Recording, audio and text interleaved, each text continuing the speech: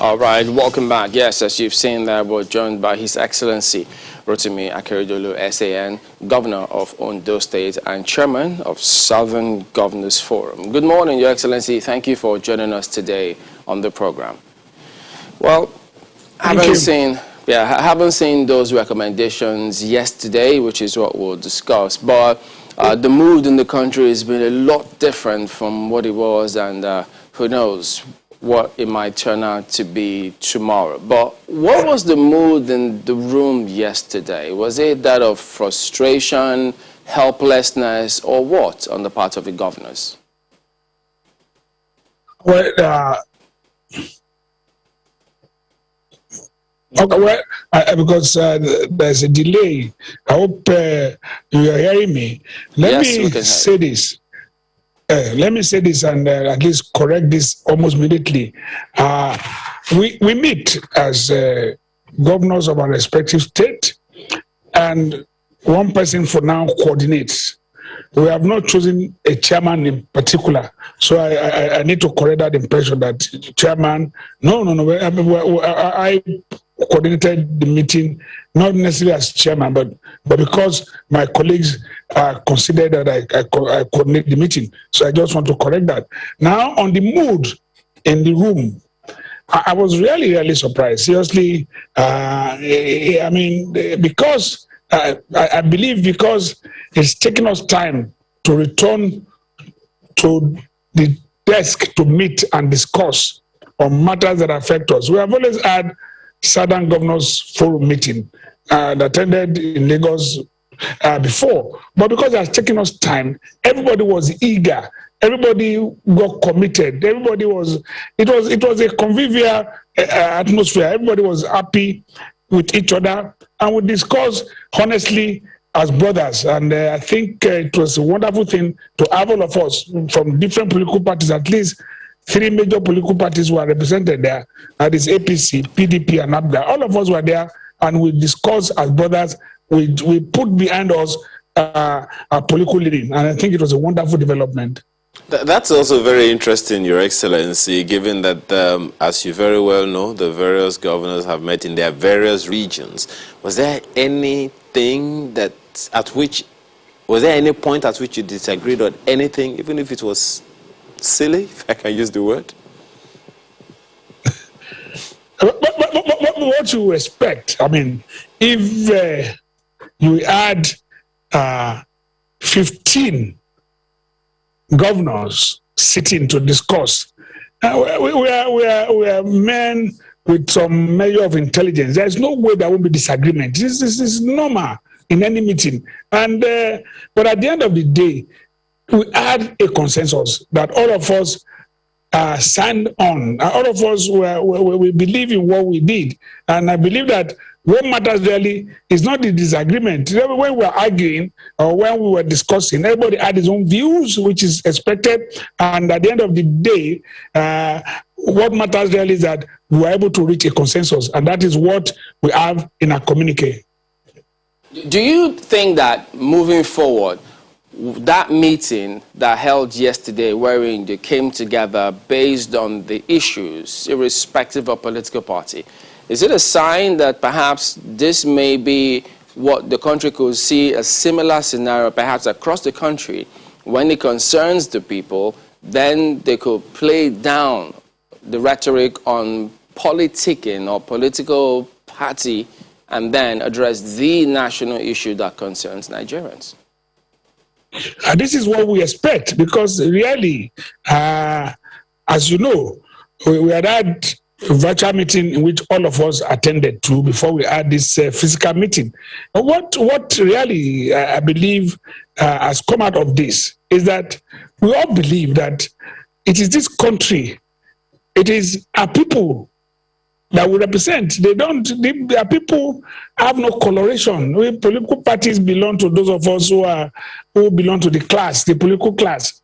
The people where we are representing, the coloration does not matter to them. What matters to them is their good. So I believe that what really we did was to meet for the good of majority of our people. And I think across the country, this will be the pattern. It should be the approach, so that all of us, no matter what political party we belong to, we can meet to discuss genuinely and honestly with ourselves as to matters that have to do with our people.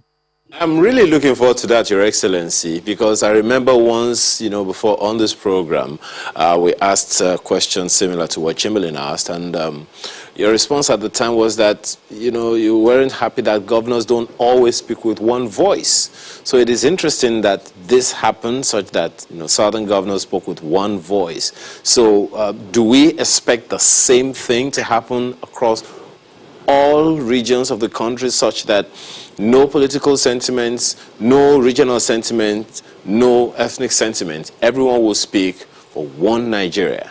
You looking forward to that, and how?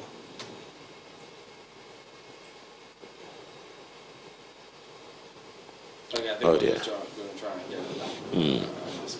I remember that to happen.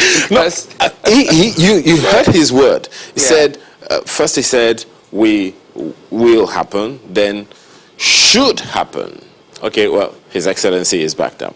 Yes, so Your Excellency, apologies, we lost the connection for a bit. I said it's interesting that you say that you're expecting that all governors will speak with one voice eventually, because I remember once before on this program when we asked you about the possibility of that oneness among all governors in Nigeria, especially at the Nigerian Governors Forum level, you said you weren't happy that all governors don't always speak with one voice. So in this new spirit of what you talk about now, how do you see it happening that all governors, all across the 36 states of Nigeria, will dump political interests or sentiments, ethnic sentiments, regional sentiments, and prioritize the Nigerian region?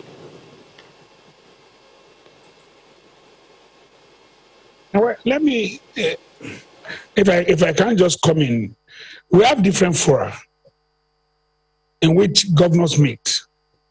We meet at Nigerian Governors Forum level. It's all of us. No matter your party affiliation will not matter. We also meet on NEC, the National Economic Council. It's all of us. But you see, when we discuss, I remember when I said this, I felt that, look, there must be what I have always clamored for. That look, those of us who are elite, there must be a consensus of the elite. Those of us who are governors, there must be a consensus on issues that affect this country. And that's the only way we can take this country from its doldrum. We're in a quagmire, and some of us are convinced that, look, leadership trusted in us by our people. This demand that we all come together to work in the interest of our people. And I believe that, yes, in the North, we have the Northern Governors Forum. They meet. Yes, we have always had here the Southwest Governors Forum. We had the South-South Governors Forum. We had the Southeast Governors Forum. But we felt that, look, let us coalesce. There will still be other meetings of other regions. But together, we can have a common voice. And I believe that we had the Southern Governors Forum before now. But it's been inactive, and some of us have to more or less jumpstart it again so that we can start meeting and debating and discussing on matters that has to do generally with the country and not a region alone. So I believe that the prospects are there, that all of us, even all over the country, again, it can be representative. We can have Southern government representative, meet with Northern government representative, all of us sit down to discuss issues and agree on the way forward. I think it's possible. That's not impossible. And I believe that we have started now. Okay. Now, let's go through some of the recommendations from that meeting yesterday, one of which is the resolve that there'll be no more open grazing, and then not even movement of cattle by foot in southern Nigeria. We know that northern governors, similar matter also came up. So in terms of enforcement, how is this going to play out? And When will it kick in, and how will these messages be communicated to those locals who may not perhaps be open to conventional means of communication to get this message? Thank you. But this message is not new. At the meeting, we all look at what has happened in our respective states. Most of the states have passed laws on open grazing. I mean, it was very clear. Virtually all of us have passed that law. And we felt that, look, we should put our imprimatur on it, that, look, this open grazing must stop. It's causing a lot of problem, particularly between the herders and the farmers. And whether we like it or not, time have changed, and it must change. We must now adopt what we have referred to there as modern system of animal husbandry. It cannot be by taking cows by foot from Karen and Moda to Port Harcourt. That cannot be. It cannot be in this day and age. This is where we stand. And luckily for us, I remember at the meeting we also referred to what Governor Ganduje of Kano said. It was clear. He himself is against open grazing. He says it does not augur well, and the herders are not also, they don't even benefit from it because there's no development. There is no, I mean, your children are not going to school. You are exposed to danger. Do we love these people? Do you love the herders? Do you love those who are involved in animal husbandry in this country? If we love them, there must be a change, and it has to be deliberate. And that's why we said the federal government must come in deliberately to assist these herders, and that where a state is prepared, a state that is willing to have ranches, the federal government should give money for ranches to be created so that the herders would not have to, this modern system of animal husbandry will be adopted. It will be ranches where you feed your farmers in feedlots, and they will get bigger. People will come. We say, look, we are prepared. Lagos don't have much of a problem with herders, but they are the largest consumer of cows in this country. Over 60% of cows are eaten in Lagos. So it comes right from Ogun. They come haul it. We said, keep them in Kano, keep them in Niger State, where you have a lot of land. Get the federal government assist, have ranches there. Those who want to buy will come and haul by truck or through the train back to their states for sale. Not let me, with all respect to herders, not punishing these cows to walk the whole length and breadth of Nigeria before I arrive at where they will be bought. So some of us, that's why you see it's part of our recommendation that, look, states who want to have ranches should be supported. We are calling on federal government to support states who want to have ranches. And part of what I would call initially in our meetings was that federal government should give about 5 billion to states who want to create ranches. It doesn't matter. Any state who wants to do it, let them do it. If we are interested in Ondo, we'll create ranch. And we have a ranch and everybody can come. It could be owned by Odua itself. So it's owned by us, and we can have cows and even crossbreed. So at the end of the day, the cows that comes from here, there will be competition. The cows from Ondo State, whether it's Muturu cow or whichever cow it is, whether you call it Ondo State cow, is bigger and people want to buy. They come and buy. So this is where we are. Well, Your Excellency, it's interesting that you raised the issue of ranching now, and the part of the federal government, state government will come to it. And I don't know if you can answer this one in about 2 minutes before we take a break. But what happened, perhaps it would be a good question to ask now. What happened to the ranches that were across all of the states before now? You would recall that even just in the north alone, there were more than 400 ranches. Question one wants to ask is, before the federal government would even go into that kind of partnership, what happened to those ranches? There was a Fashola livestock market in Oyo State, for instance, and I'm pretty sure it's the same thing spread across all states of the Federation, even in the Southwest. So the question one wants to ask first is, have we even audited what happened in the past in order to forestall any such happening again whenever such investments that you are talking about are made now?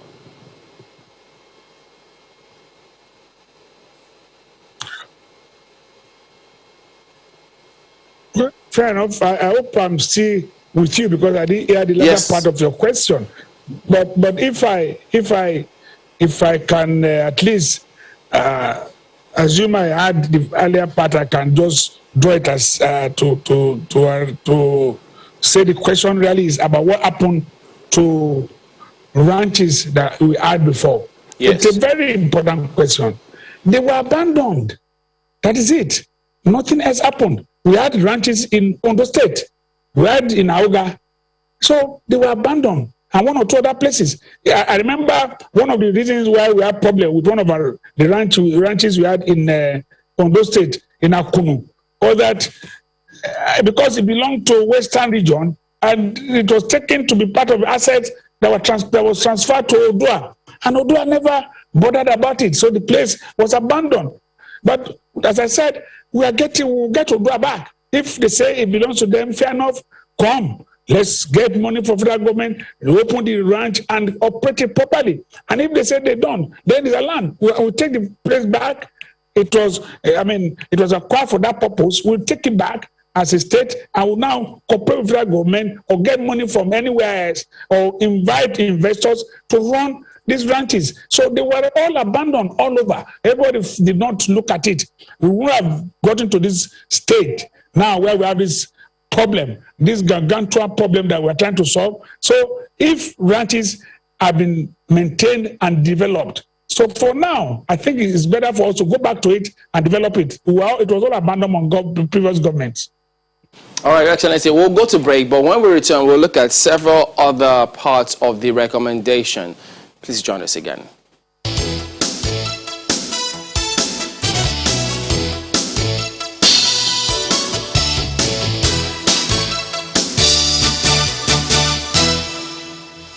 Welcome back. Well, Your Excellency, still talking about the herders, what to do with the ranches. In one breath, you said that anyone who is interested, the government can come in and give 5 million, any state who is interested. And then I also heard you say any individual who is interested can also come in. But, you know, the debate at that time when the National Livestock Transformation Plan was making the rounds was that many were wondering how this is going to work out. Should governments be giving money for a private business to be set up?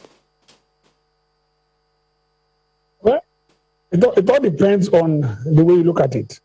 It's not the issue of government giving money for private business to set up. It is that we are in crisis. And what we have said is that if a state, not private individual, if a state wants to run a ranch, then the federal government must come out to support because we're in crisis. So there are several intervention programs that the federal government does.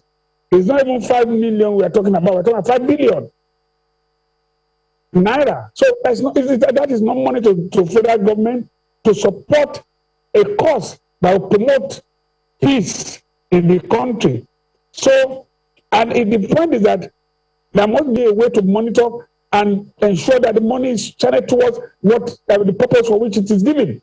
So I don't believe it's putting money in private hands. But we have said that in addition to that, there are states that can interest investors, private investors, who want to do it for the purpose of making money. Why not? You interest private investors who want to open or operate ranches, or who want to have what is referred to as feedlot. It is possible for you to have feedlots, but it's not. That means it's not as big as a ranch. But you have grass that grows within how many days or so that you bring there. People come there, they buy and feed their heads. So it's quite possible for individuals who want to establish that, and we are not against it. So the point we are saying is that that issue has been made before, that the federal government, in the light of the crisis that this situation has brought, But states, Kano, Niger, other states, even including if there are states in the south who want to establish ranches, federal government must come out to support so that with all those ranches, this crisis of having to transport cows by road and they destroy farms on the way will come to an end. All those clashes will come to an end. So there's nothing wrong in it. All right, because we're just looking at precedents, because we're always guaranteed that who knows what may come up tomorrow, and a different group will now perhaps say, well, we're equally in crisis now, so government should also support this if they did it before. And this kind of script has happened before. It happens, but the point is that the government will assess every situation. Every situation will not have the same treatment. If you claim, for instance, oh, I have a problem with this, if it's not clear that the problem that is endangering the security of the nation, why must the federal government come into it? The federal government is interested in this. That's why you have the National Livestock Program. So the federal government is interested in it. Everybody is interested in it. We know this is a large-scale crisis that has led to insecurity in the country. The federal government must take interest. Anybody can come up. When we had, with all respect to our brothers, when we had the problem in the South, federal government came into it. So what stops it? There's nothing stopping it. The problem is getting to a stage in which the need for federal government and state government to come together and find solution to it. And all agree that no open grazing. All of us come to agree.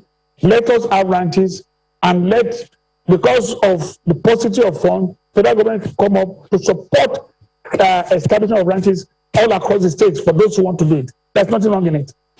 Your Excellency, part of the recommendation of the federal government concerning this National Livestock Transformation Plan that you're talking about is that the states ought to set up what they call a State Livestock Transformation Office. You know, that's perhaps after allocating lands for the grazing. You know, at the initial stage when this issue was, raised of having grazing or reserves or ranches in different parts of the country, part of the recommendation was that the states themselves ought to make those lands available. And because that National Livestock Transmission Plan, clearly from the federal government angle, at least from documents available from the Office of the Vice President, cannot be done without the states. But then there were some, hoopla about it initially. So have those conversations started with the federal government, with either the states or even at the National Economic Council level about this National Livestock Transformation Plan, especially for states that are interested, just as you said?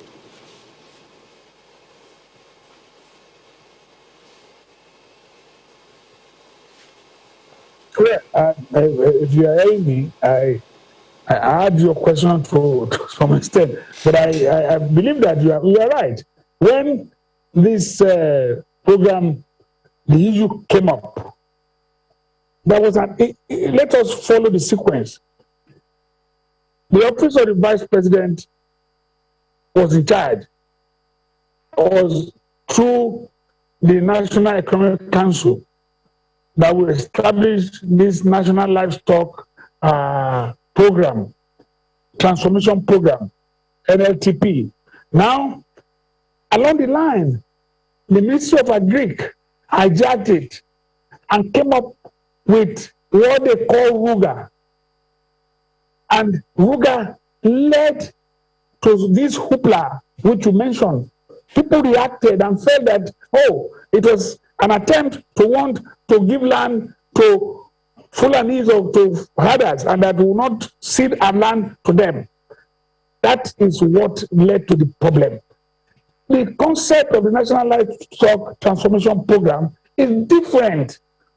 And yes, there should be offices in state, why not? And at the end of the day, to have a balance so that our people will know is that, look, okay, it will be limited to states who want to establish ranches. If you don't want, nobody's going to force you. So, when you want to buy or want to buy meat, you want to buy cow meat, you go to another state to buy and bring it to your state. There's nothing wrong. If you have ranches, it makes it easier for you. At least the cows in your own ranch is well fed, you are running it yourself, and you are selling to your people. The people will be well fed or better, they will have access to it easily. But it's not, we are not saying that nobody's going to force it on any state, and nobody is even trying to force it on any state. Not even with the NLTP. The National Livestock Transformation Program is not forcing it to all states. The issue is that that's why we stress it there. All states interested should be assisted for the federal government to establish ranches. Kano has said they have enough land for ranches for all the cows in Nigeria. What stops them? Nigeria State has more than enough land. What stops them? You go there and buy if you don't want to have ranch. If Ondo State decides we want to have ranch in Ondo State, we had before, we had Akunu, we had Auga, what stops us from reviving it? So that we have a different breed of cow, the brown cow. It's not all these white Fulani cows that we used to have many years back. Some years back, we have brown cows in the south, fatter and bigger and doubly better. So we can have cows anywhere. So for me, there is nothing like people. It's for us to make them understand. The government will have to explain to the people the essence of it. Let's see, this is the way it's done.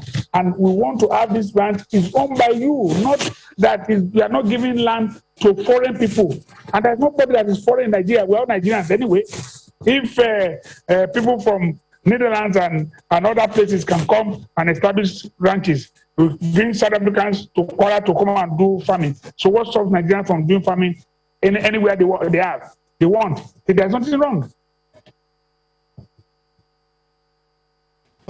Let me quickly, bring this in here. Yes, there seemed an urgency with the meeting which the southern governors, held yesterday. There was an urgency with the meeting, and there was also an urgency in the manner in which the communique was delivered afterwards. I want to look at the first item on that communique, which is that they affirmed that the peoples of southern Nigeria remain committed to the unity of Nigeria on the basis of justice, fairness, equity, and oneness, and peaceful coexistence.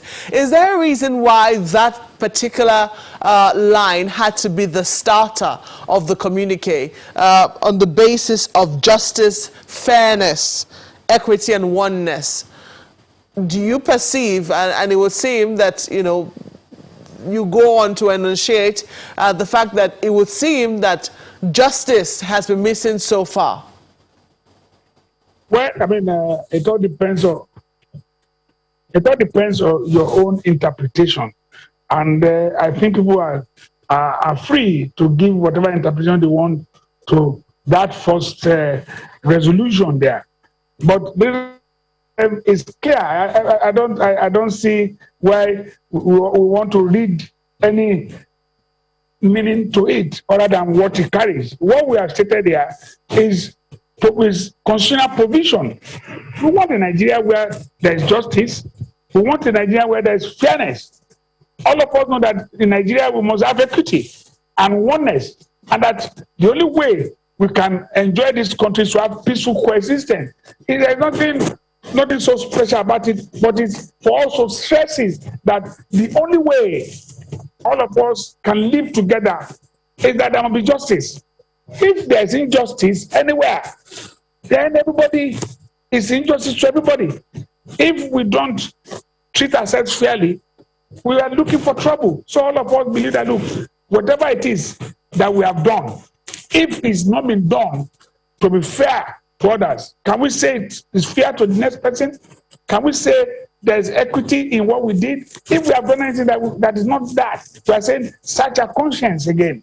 There must be introspection. This is to address the future and call on us for introspection. If there are things we have done that are wrong, let us correct it. That's why we have said this. So perhaps we could we could say that, but when you look further into the communique and you look at number 5 and you look at number 6, you see there, recommend that in view of the widespread agitations among our various peoples for greater inclusiveness in existing governance arrangements, the federal government should convoke a national dialogue as a matter of urgency. That is there. You also see there, recommended that in deference to the sensitivities of our various peoples, there is a need to review appointment into federal government agencies, including security agencies, to reflect federal character as Nigeria's overall population is heterogeneous. I mean, these lines are something that has been on for a while now, especially in the advent of this government, or with the advent of this government, that nepotism and federal character has not been very well reflected in appointment. Is that, I mean, that definitely is the feeling of Southern governors as captured in this communique, isn't that correct? Well, I mean, as I said, everybody will give different interpretation to this communique. But the communique is clear. I mean, we are not running away from what we have said. What we have said, you have made reference to what I would call 6 and 7 of our communique. It is true. We are saying that, look, we are saying that we must have full compliance with the provision of the constitution of this country. The constitution of this country says that the federal character must be respected. And a number of us at that meeting, because we took very close look at the agitation of our people, and we had to make sure that it's reflected in our communique. Most of our people are so agitated about this inclusiveness. Our people are agitated about some appointments that they believe does not reflect federal character. And that's why we have said in those 2 portions of the communique which you quoted, we are talking about what our people are saying. And we are elected by them, and we have to carry out whatever their feelings are. So we deliberated on the current agitation in the country, and we came to that conclusion that our people feel that it might not be only in the South. There are people probably in Middlebelt that might feel the same way, but we are sitting as Southern governors that, look, there must be inclusiveness. The most federal character must be respected in appointments. And if and as we said, that look at this, let the federal government look again at the appointments they have made, in particular where you talk about security agencies, and at least review it to reflect federal character. We're not running away from that fact. It must be reflective. If it's not, and some of us believe that it's not there, so why not reflect federal character? It is for the people of this country.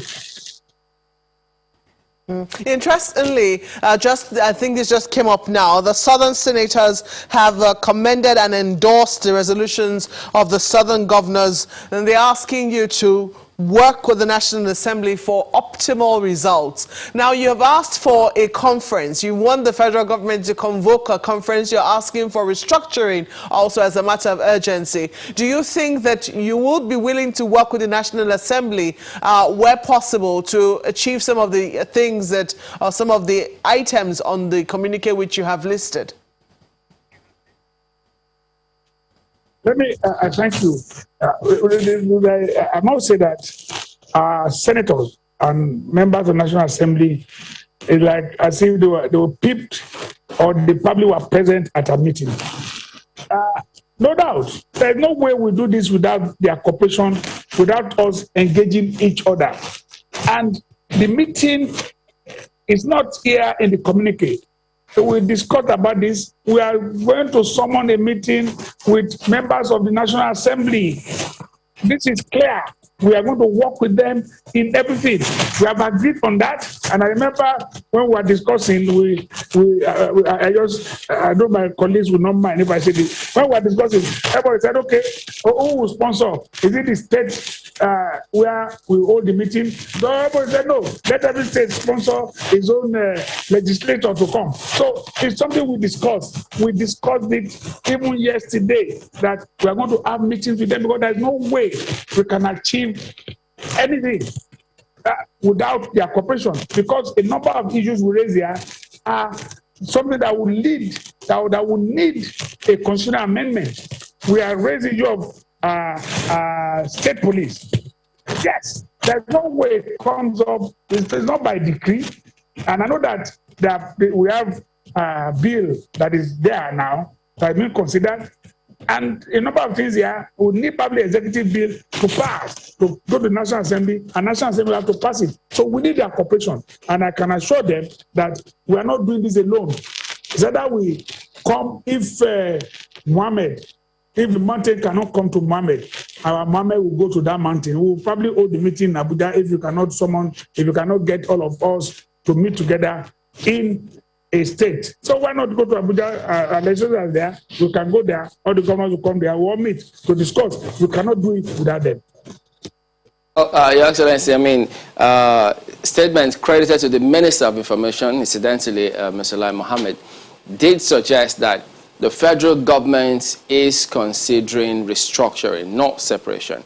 But the meeting equally said that urgent and bold steps be taken to restructure the Nigerian Federation, leading to evolution of state police, review of the revenue allocation formula, and several other items. So some of these things may not or cannot be done without reviewing the Constitution. So is that what the meeting wants, or do they want what some people want, which is a new constitution, as it were? So what restructuring would you like to see? We have stated there that both steps be taken to restructure the Nigerian Federation. We believe in restructuring. And restructuring, amendment, or total overhaul of the Constitution is at the heart of any restructuring. We cannot restructure without at least having to tamper with the Constitution. It's like wanting to make an omelette. We must break the egg.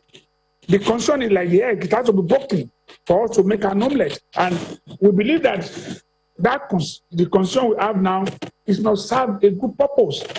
We cannot have a single command police in Nigeria today. And luckily for us, our brothers in the North also agree. A number of governors in the North now agree that there is need for us to have state police. And that there must be need for a constitutional amendment. But when we talk about the national dialogue, what we said at the meeting was that, look, many things have been put together from so many conferences, so many constitutional review. Everything can be put together. A group of people can meet. That's the dialogue to discuss this about restructuring and come up with a paper that the federal government sent to the National Assembly to be the fulcrum for the amendment of the Constitution. That's why we call for national dialogue. Let everybody be part of it. I know, yes, those who are in the National Assembly are representing us. I am not saying they are not representing us. Every state is being represented there. Every local government is being represented. Or if maybe two local governments have been represented by one person. But everybody is there. Yes, in addition to that, for us to have more voices and more effectiveness in the issue of amendment of the Constitution, there must be a national dialogue. Let people meet. Let us discuss. Let us, all of us, review those previous recommendations. There's nothing we are talking about now that has not been said. There's nothing new. People have spoken about. In many years back, people are talking about state police. We are not saying something new. People are talking about fiscal policy. People have spoken about revenue allocation formula several years back. It is allocation formula that the states believe is not in their interest. It is too much in favor of the federal government, that more money should come to the state and let us know how we run it. Because if a state is going to run, we are going to have a state police now without the review of the allocation formula. It is not possible. We cannot run a state police. So if we are taking that off the federal government, we have a state police that has to be effective, then there must be a review of the revenue formula so that money will come to state to be able to run it. So all this is what we are talking about, that we get to have a national dialogue and agree and now get an executive bill. It will now weigh more and give to the National Assembly for proper amendment of the Constitution. Your Excellency, there is something that I don't know how you're going to address. It would seem very, very interesting that members of the ruling party are complaining about the way things are going as everyone else. But I also recall that in the First Republic, it was like the leadership of the party monitored the manifesto of the party as they run government, with which government is run in the interest of the nation. It happened in the First Republic. Even in the Second Republic, I remember that one of the ethos that the party, the UPN, for instance, championed was free education. And every state where UPN was in government, they had the free education program. The party was monitoring to ensure that in terms of governance, they were doing what they promised to the people. But this time, same thing in the Third Republic, such that the national party was the national chairman of the party is usually very, very strong. But now it would seem like the APC made promises to people and is not keeping it, and even members of the APC seem to be complaining. Now, what would you say now about the manifesto of the APC and the promises made on the platform of the APC as opposed to governance now? And what do you think needs to be done so that the position, the manifesto of the APC in terms of governance is effected as promised?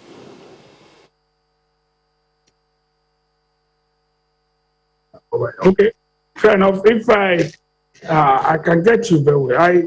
You see, when you talk about the manifesto of political parties, yes, it guides the political parties in operation in their respective states where they are in control, and the federal government itself, if it's the party that is in control, it should guide it. Nobody is saying that should not be the case. But in the case of APC, clearly,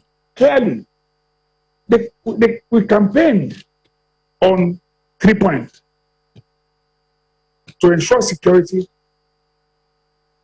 One, whether we like it or not, there's widespread insecurity beyond what initially the party thought of. When we first came in the first time, we were confronting insecurity with everything we had. A large part of Nigeria was under several local governments in the northeast. Nobody who accesses was under a foreign troop. But today, those local governments, people are fear. That is the base. That was it. People are not fear, and we occupied those local governments. It might be that, look, seriously speaking, I must admit that as a party, maybe we never looked at or anticipated these other farmers' conflicts that will lead to it will cascade all over the country and become a major security challenge. That is why, because maybe what we were thinking about, not maybe, what we were thinking about is we had groups who are occupying so many places in the northeast, who would let them out. Whether they are, we call it insurgency, we call it banditry. But unfortunately, for us, it took a wider dimension in the sense that we have foreign troops, Itua and everything in the country now. So it will take us to have a rethink as to the approach. And that's why when we said, okay, we will seek foreign assistance, because we are looking at it and look, we have fought. We have fought a good battle against them, but it appears that we have not won totally. So the government needs to do something. That will one point on which you campaign. We campaign on the issue of corruption. And I believe that, I'm not saying that we have done entirely too well, but no doubt, in our 6 years in government at the federal level, look at the number of people that have been convicted, no matter what class, governors, ex-governors, senators. The issue of corruption is there. We are tackling it. So I believe that the manifesto itself is part of a manifesto that we will restructure. And at the end of the day, yes, it has not been done. And I believe that, just like the Minister for Information said, their plans are afoot to restructure this country. But yes, it's coming a bit late, and we should take it seriously. And that is why the governors of the South have come out to say, let's take restructuring seriously. Yes, those of us who might not be all APC governors, but it supports the manifesto of APC that look to restructure. And that is part of what we are now pursuing. All right, then, Your Excellency Rotimi Akeredolu, Senior Advocate of Nigeria and Governor of Ondo State, thank you for your time this morning. I thank you so much. I said that I want to beg you again not to address my His Excellency. I'm not His Excellency. Mr. Governor should do this. Enough. Okay, we've noted that, and we'll do that subsequently. Thank you once again. Thank you. All right, then. So we've got feedback coming through from a lot of people now. Yeah, well, from all Mr. 17, Mr. Governor said. Oh, okay. So this one is from Honorable Ademola Alalade, who says the Southern Governor's resolution to ban open grazing is the right step in the right direction, and they should ensure this resolution is implemented to the letter. On their part, they should provide land to encourage the operation of ranches. Well, Prof, still on, says Netherlands gross $101 billion from dairy products in 2020, which is more than 3 years' revenue that accrued to Nigeria from oil and gas. States must support federal government in building ranches and build multi-billion dairy market that will dwarf income, oil and gas. Well, Andrew Alola, we see this one, says, although the Southern governors are gradually coming off their coma very late, kudos to them, and hoping to see a more formidable groundwork emanating, I want to believe, from their communique. And Akeredolu says, open grazing in Nigeria is not only archaic, but dehumanizing. If livestock owners love herdsmen, they should support the call to stop open grazing. Southern governor's decision to stop open grazing is creative. It'll also advance the north. Even Governor Ganduje supports this. Well, that's all we can take today from your comments. Thank you so much for being a part of the conversation this morning. I'm Maokbe Ogun Yusuf. And I'm Ayo Makinde. Happy holidays. Well, I'm Chamberlain. So, well, I think tomorrow we'll wish them the main wish. Yeah. All right. Thank you for watching. We'll see you next time.